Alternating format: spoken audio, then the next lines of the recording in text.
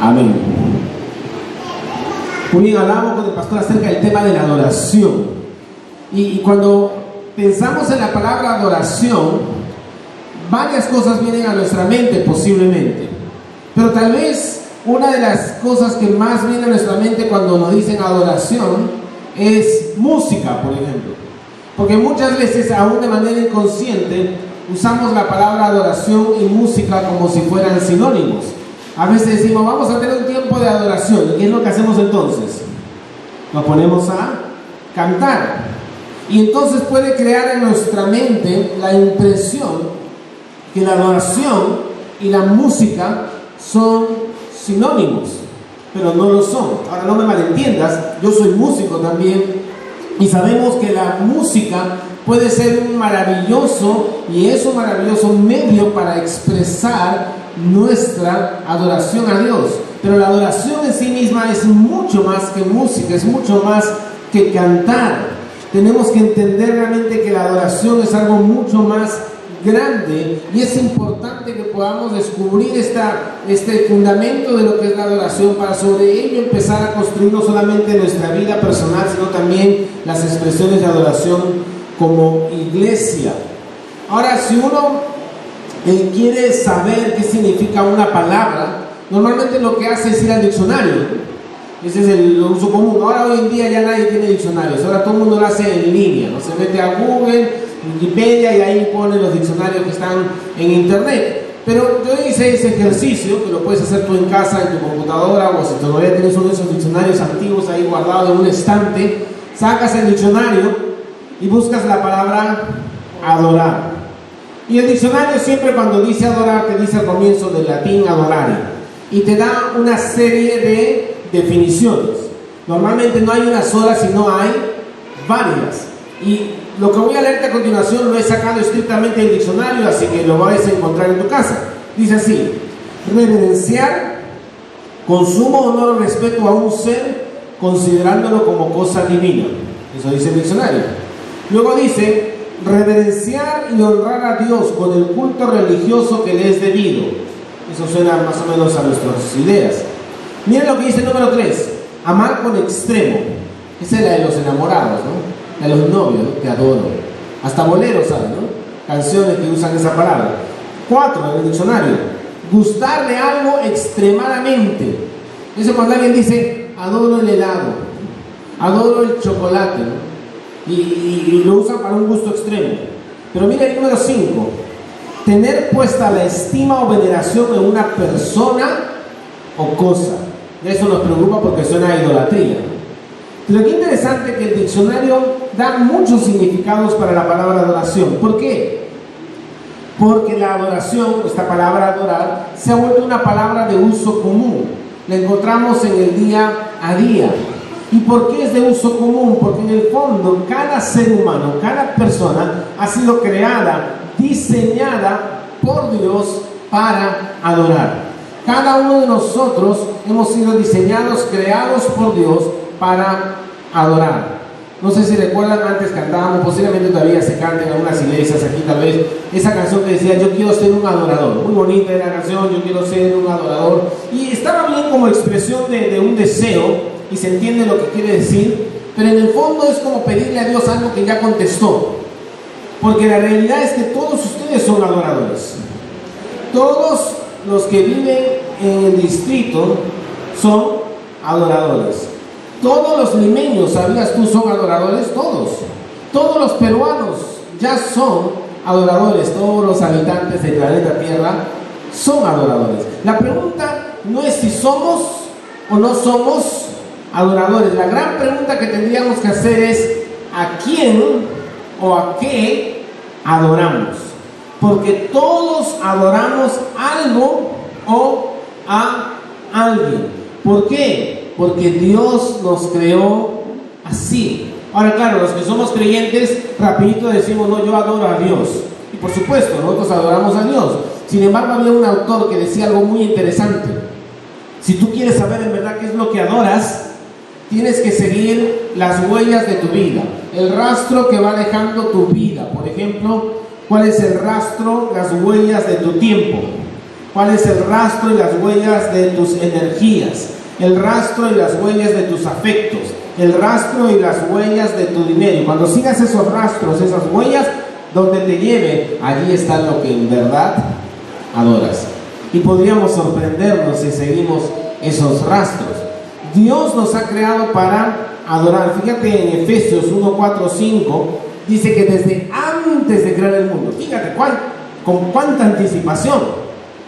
Efesios 1, 4 al 5, desde antes de crear el mundo, estoy leyendo la Biblia en lenguaje actual, Dios nos eligió por medio de Cristo para que fuéramos solo de Él. Dios nos eligió por medio de Cristo para que fuéramos solo de Él y viviéramos sin pecado.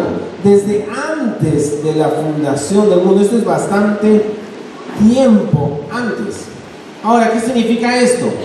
Para que pertenezcamos a Cristo, para que fuéramos solamente de Él. Este sentido de pertenencia, este sentido, este reclamo de Dios de que hemos sido creados para Él, esa es la base de lo que es la adoración. Como decía el antiguo himno, ya pertenezco a Cristo y Él pertenece a mí y es mío por la eternidad en esta vida aquí. Hemos sido creados para pertenecer a Dios. Desde antes de la fundación del mundo, Dios lo pensó así para cada uno de nosotros. Esa es la esencia de lo que es la adoración. Ahora, obviamente, no nos vamos a quedar con el diccionario. Vamos a ver 2 o 3 pasajes para entender algunas de las palabras claves que se usan para adoración en la Biblia.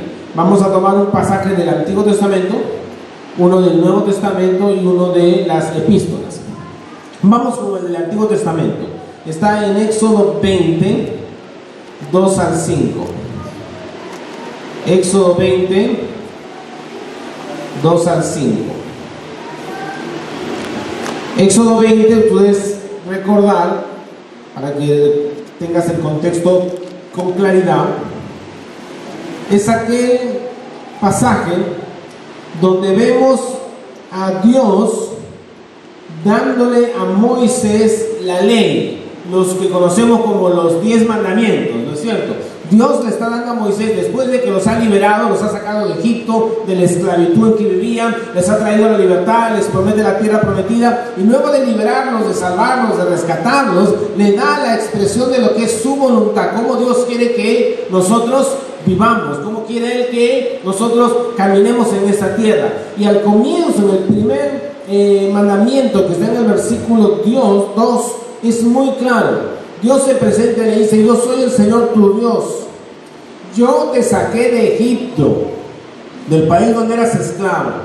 No tengas otros dioses además de mí, no te hagas ningún ídolo ni nada que guarde semejanza con lo que hay arriba en el cielo, ni con lo que hay abajo en la tierra, ni con lo que hay en las aguas debajo de la tierra. No te inclines delante de ellos ni los adores.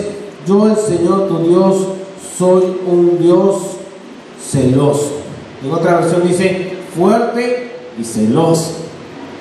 Ahora, antes de entrar a la palabra que habla de adoración, una aclaración, porque a veces cuando leemos este pasaje uno se confunde cuando ve la palabra celoso allí, porque generalmente asociamos celo con algo que es una debilidad de carácter. Cuando se habla del matrimonio, por ejemplo, oye, no seas celoso, esos celos enfermizos, ¿no? De que ya es una debilidad, realmente tiene que ver con un problema que tiene una persona. Pero de pronto Dios dice: yo soy celoso. ¿Qué significa eso? ¿Que Dios tiene algún tipo de duda, debilidad de carácter? No. Los celos de Dios tienen que ver con lo siguiente: Dios sabe que Él es Dios. Dios no tiene dudas de sí mismo. Dios no tiene ninguna crisis sobre su identidad. Los seres humanos tenemos crisis de identidad. ¿No has visto esa persona que un día se despiertan a los ojos e inmediatamente piensan: ¿quién soy? ¿Quién soy? ¿Cuál es el sentido de la vida? Se ponen filósofos, ¿no? ¿Cuál es el sentido de la vida? ¿Para qué seguir adelante, ¿no? Y le entra así como una crisis existencial. Claro, a la mayoría se le pasa la crisis cuando llegan a la ducha, ¿no? Deja el agua, los termina de despertar y se acabó. Pero algunos están todo el día y a veces semanas así con esos pensamientos de crisis, de quién soy, ¿no? Dios nunca tiene esas crisis existenciales. Incluso nosotros los seres humanos En determinados momentos dudamos incluso de la existencia de Dios, porque la duda es algo que está fuerte en nuestras vidas y a veces dudamos, y aún el más creyente puede tener un momento de duda: ¿será cierto todo esto? Y esa duda después obviamente da fruto a una fe que se fortalece, pero tenemos esos momentos de debilidad y de duda. Dios jamás duda de sí mismo. Entonces, como Él no duda de sí mismo y Él sabe que Él es Dios, y por lo tanto todos los otros dioses con minúsculas son falsos, Él, por amor a sí mismo, por amor a su nombre, es que Él nos dice: no puedes tener otros dioses. No porque Dios sea un egomaníaco, esté buscando la atención o necesite la adoración, sino porque Él sabe que todos los otros dioses son falsos, y que si nosotros buscamos esas otras fuentes, vamos a terminar vacíos. Entonces Él, por amor, por misericordia, se revela, y esto es lo que está haciendo aquí con Moisés: se revela y dice: yo soy tu Dios, no hay otro. No busques en otros sitios, yo soy tu Dios, yo soy el que te salvé, yo soy el que te rescaté. No puedes tener otros dioses, no tiene sentido que tengas otros dioses. No te hagas ídolo, no crees imágenes. Si tú buscas otras fuentes, otros dioses, vas a terminar mal. Así que por favor no tengas otros dioses. Yo soy un Dios celoso y exclusivo, pero lo hace por amor. Lo hace por amor a nosotros, nos está revelando. Entonces ahora, ¿cuál es la palabra que se usa aquí para adoración? Porque aquí dice, hay una palabra para adoración. Y la palabra es en hebreo y es la palabra shachá. Shachá. ¿Ahora qué significa shachá? Shachá es una palabra que se usa más de 150 veces en la Biblia. Y shachá es una palabra que se traduce como adorar, honrar, postrarse. Interesante, honrar, adorar, pero muchas veces se traduce como postrarse. ¿Por qué? Porque en el mundo antiguo y en el Antiguo Testamento, cada vez que tú escuchabas la palabra adoración, pensabas en alguien que se postraba delante de otra persona, o de un ídolo, o de una estatua, o de algo. Piensa en todas las historias de la antigüedad. No sé cuántos se acuerdan de esa película 300 que salió, un poco sangrienta, ¿no? Esta película 300 está basada en la famosa batalla de las Termópilas, donde Leonidas y 300 soldados espartanos se enfrentan con las huestes de Jerjes, el persa, que viene con miles de soldados. Pero estos espartanos son una máquina de guerra y se enfrentan y no pueden los persas contra ellos. Y en una escena de la película, que es una historia épica, se ve que Jerjes manda a llamar a Leonidas, que era el comandante, el rey de estos espartanos, y le ofrece todo.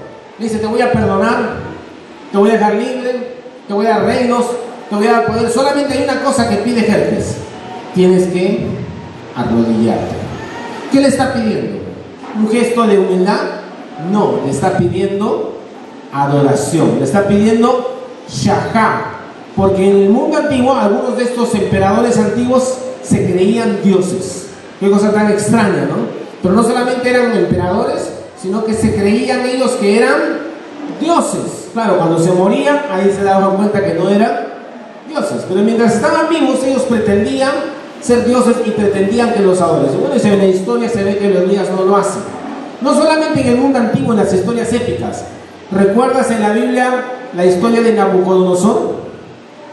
Nabucodonosor, este rey babilonio, mandó hacer una gran estatua, y él ordenó que cuando todos los instrumentos musicales sonaran, zampoñas, queñas, todos los instrumentos, liras, flautas, arpas, címbalos, ¿qué tenían que hacer las personas? Tenían que postrarse, shachá, delante de la estatua que Nabucodonosor había mandado construir. ¿Te das cuenta? El postrarse era un acto de adoración. Por supuesto, en ese pasaje sabemos que Sadrach, Mesach y Abednego, hombres que habían sido formados en la palabra, que conocían este pasaje, le dijeron a Nabucodonosor: de ninguna manera, no nos vamos a postrar delante de tu estatua, y aunque nos tires en el fuego, aunque hagas lo que hagas, no lo vamos a hacer. Nuestro Dios es poderoso para librarnos. Pero después dice: y si no nos libra, si no nos libra, tampoco vamos a adorar la estatua.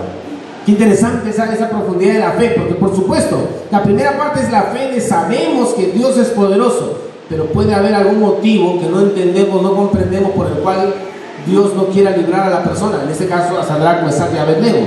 Pero aún así, aunque Dios no los librara, igual no iban a adorar la estatua. Esta es la adoración que Dios está buscando, una adoración comprometida.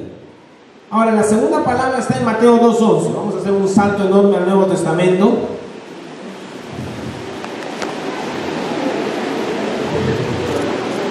Mateo 2:11 es un pasaje medio ya navideño, ¿no?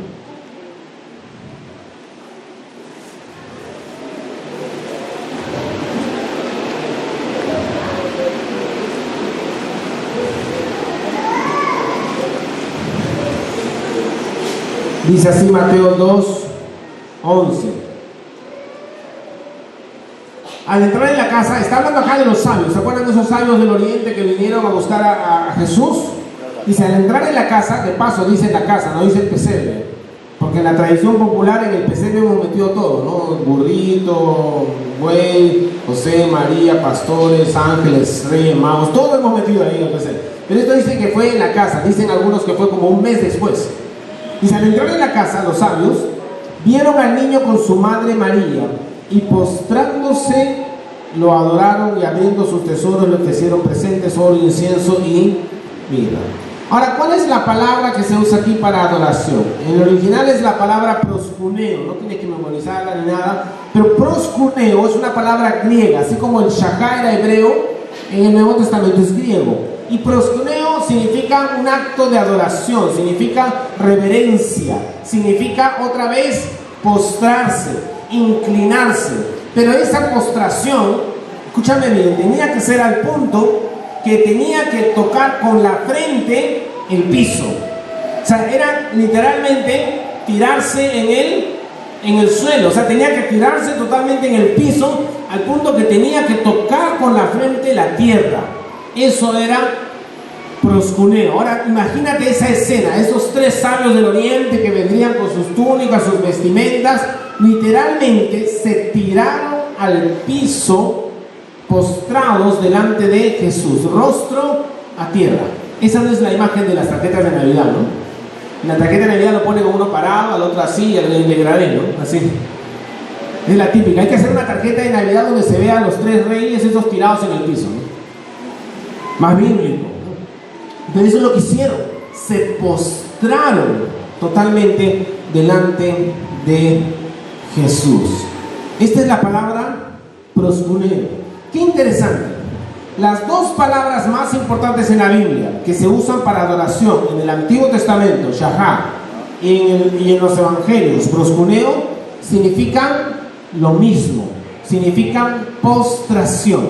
¿Qué nos dice esto acerca de la adoración? Y vamos llegando a sacar algunas conclusiones. Número uno, la primera conclusión que podemos sacar es que la adoración es rendirse. La adoración es rendirse. Ahora, ¿cuál es el problema aquí? Que rendirse no es una palabra popular.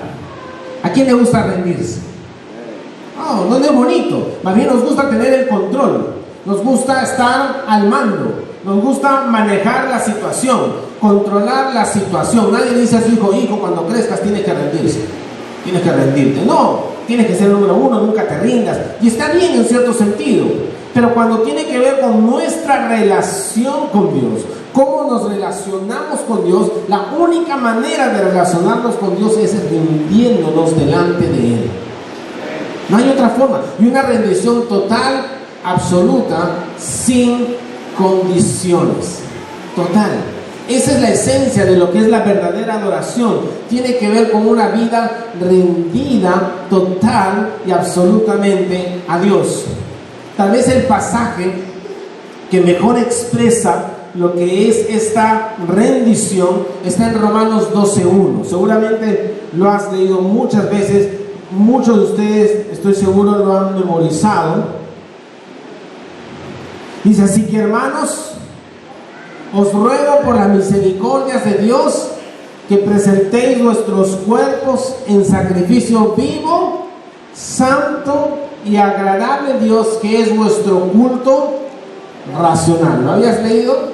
Ahora, en otra versión, que permíteme leerte la Nueva Versión Internacional, dice así: por lo tanto, hermanos, tomando en cuenta la misericordia de Dios, les ruego que cada uno de ustedes, en adoración espiritual, ofrezca su cuerpo como sacrificio vivo, santo y agradable a Dios. Qué interesante que en una versión dice culto racional y en otra dice adoración espiritual. Y ahorita vamos a hablar por qué uno, por qué otro y cuál es la palabra original.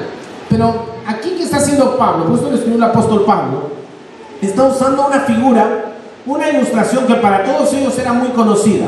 Está tomando la ilustración de los sacrificios que se hacían en el Antiguo Testamento. Ustedes saben que en el Antiguo Testamento, en la ley mosaica, Dios había establecido una serie de sacrificios. La adoración era una adoración que incluía sacrificios. Sin derramamiento de sangre no hay perdón de pecados. Y entonces las personas traían sus corderos, traían sus bueyes, traían distintos animalitos de acuerdo al pecado, de acuerdo al tipo de ofrenda, ofrenda de creación, ofrenda de paz, distintos tipos de adoración o de ofrendas que Dios había establecido, y esa era la manera en que el pueblo adoraba y expresaba su adoración y su búsqueda de Dios a través de los sacrificios.